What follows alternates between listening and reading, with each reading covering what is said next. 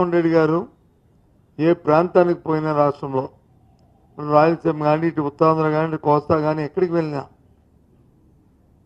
వేలాది మంది వస్తారనే విషయం తెలుసు. తెలిసినప్పటికి కూడా పోలీసు ప్రభుత్వ యంత్రాంగం నిర్లక్ష్యంగా ఓ దురుద్దేశంతో మరి ఆ భద్రత వైఫల్యం చేయడం అనేది చాలా శోచనీయం. మనం చూసాం, సాక్షాత్తు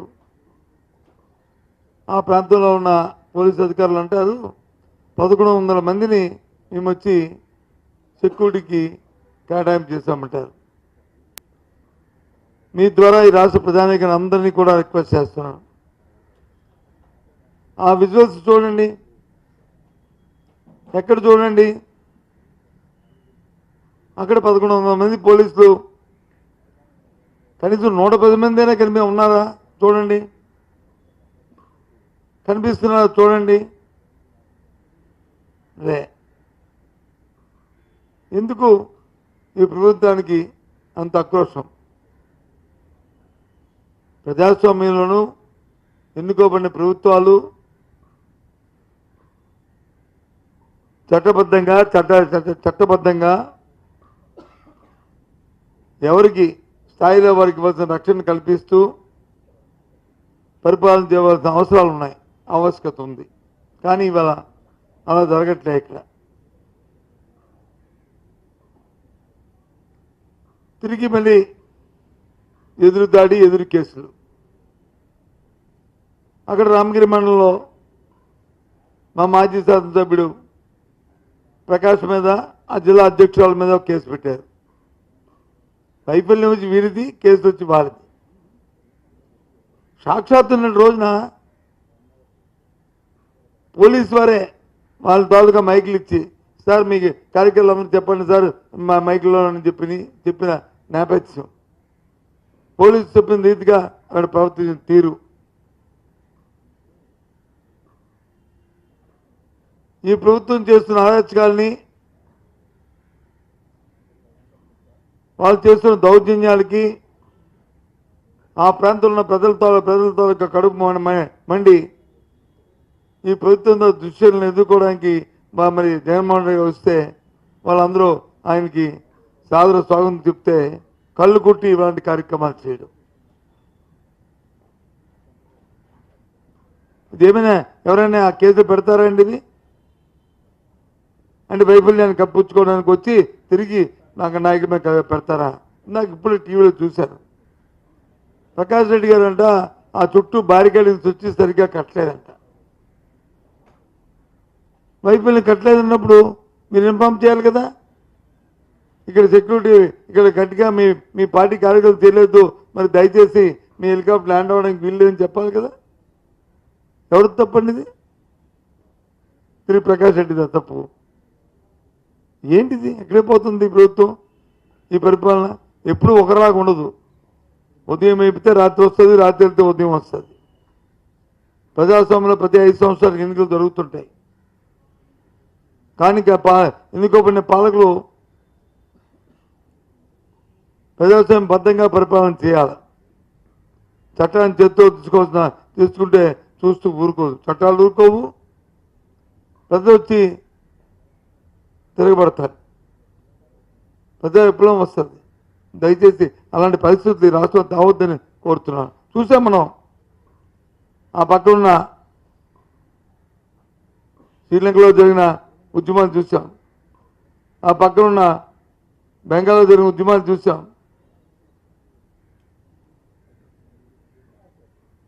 ఏ ఒక్కరు కూడా చూస్తూ అది తప్పది.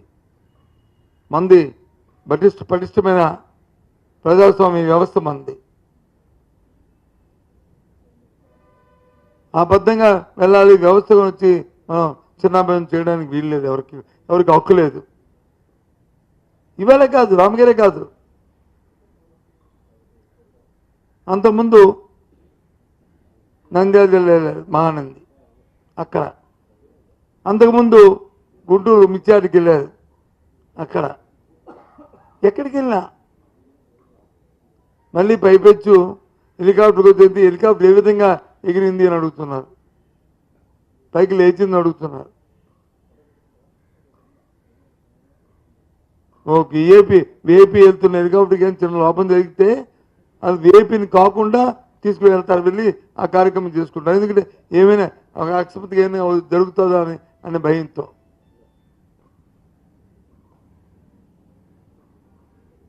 మా అమ్మ తెంగితిగా లేదా?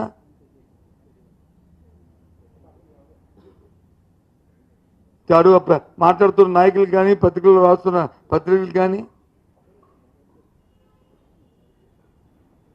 ఏంటిది? ఏ ఒక్కరికి కూడా ఇలాంటి పరిస్థితులు ఇలాంటివి రాకూడదని కోరుకుంటున్నాం. ఇలాంటి సంఘటన తీవ్రంగా ఖండిస్తున్నాం. జగన్మోహన్ రెడ్డి గారికి అందుకే జగన్మోహన్ రెడ్డి గారి రక్షణ కోసం కేంద్రం దగ్గరికి ఇంతకు ముందే ఇప్పటికే లేఖ రాశాం. మళ్ళీ అవసరమైతే ప్రత్యక్షంగా పోయి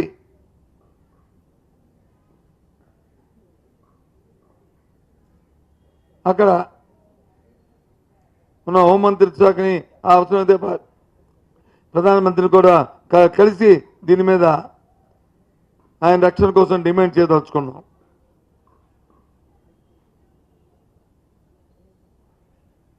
డిమాండ్ చేస్తాం. ఇది ఎక్కడిది? ప్రజలు వచ్చి మీకు ప్రజాస్వామ్యంలో మీకు ఓకే, మీకు ఎన్నికల్లో మిమ్మల్ని ఎన్నుకున్నారు, ఏ రకంగా ఎన్నికారో ఆ తర్వాత సంగతి. గెలిచారు,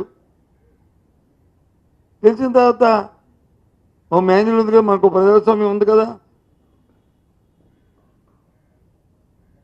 దాని ప్రకారం మీరు పాలన చేయాలి కదా, ఆ రాజ్యాంగం ప్రకారం మీరు నడవాలి కదా, ఆ చట్టాలు మనం తయారు చేసిన చట్టాల ప్రకారం మనం వెళ్ళాలి కదా. ఎందుకు వెళ్ళట్లేదు? ఎందుకు చేయట్లేదు? అంతేకాదు వాళ్ళ భాష కూడా, వాళ్ళ ద్వారా పార్లమెంటరీ నాయకుడు నాకు కూడా ఇంతకుముందు మంచి స్నేహితుడు.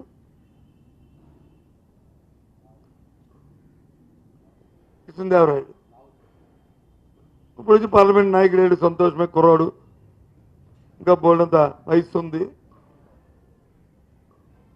ఒక మాజీ ముఖ్యమంత్రి పట్టుకుని ప్రొఫెషనల్ కిల్లర్ అంటాడు. ఏమైనా ఆలోచన ఉందా? మళ్ళీ విద్యాసంస్థ నడుపుతున్నారు కదా మీరు, మీ తండ్రి గారును. మీ తండ్రి గారు ఇదే నేర్పారా నీకు, ఇలాంటి భాషనే?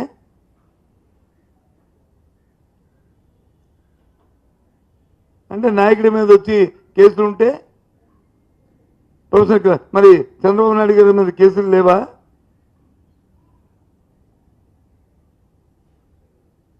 చంద్రబాబు నాయుడు మీద కేసులు లేవా చెప్పనండి.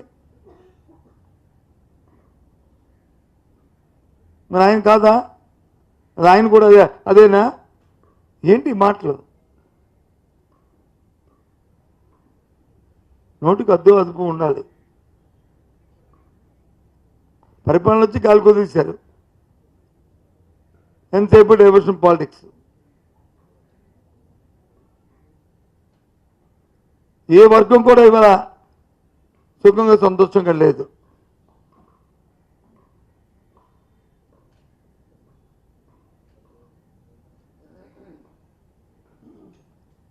అప్పుడు రోజు మన జిల్లాకు సంబంధించి మనం చోడవరం సొరపేటను చూసాం. ఇవాళ రేపుడుతోనో కషింగ్ అయిపోతుంది. సుమారు 1,00,000 టన్నుల పైన. వాళ్ళకి డబ్బు ఇవ్వలే. ఆ రైతాంగం ఎలా బతుకుతారు?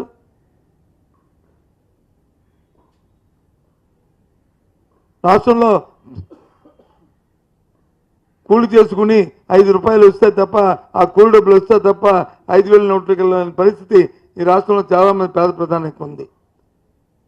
దాన్ని దృష్టిలో పెట్టుకుని పనిహార పథకం, ఓ పథకాన్ని కేంద్రం ఆనాటి మన్మోహన్ సింగ్ ప్రభుత్వం పెట్టింది.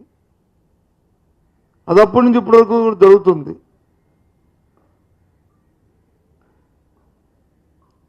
జరిగితే ఇప్పుడు 75 రోజులు అయింది. వాళ్ళకి వచ్చి వేతనాలు లేవు. మరి ఏ రకంగా పని వాళ్ళ జీవితాలు వచ్చి కొనసాగుతాయి? ఏ రకంగా కొనసాగుతాయి చెప్పండి. వాళ్ళకి రోజు ఎలా గడుస్తుంది? ఆకలి తలం నుంచి వారు కూడా ఆకలి చావులకి కోరుకుంటున్నారు ఈ ప్రభుత్వం. ఎందుకోసం ఇవ్వట్లేదు? ఎప్పుడు ఇస్తారు? ఇవ్వాలని డిమాండ్ చేస్తున్నాం.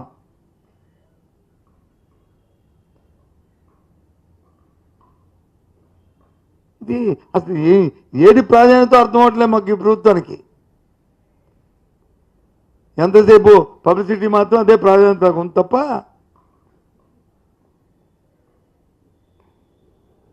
ఆలోచన లేకుండా ఈ కార్యక్రమం చేస్తారు.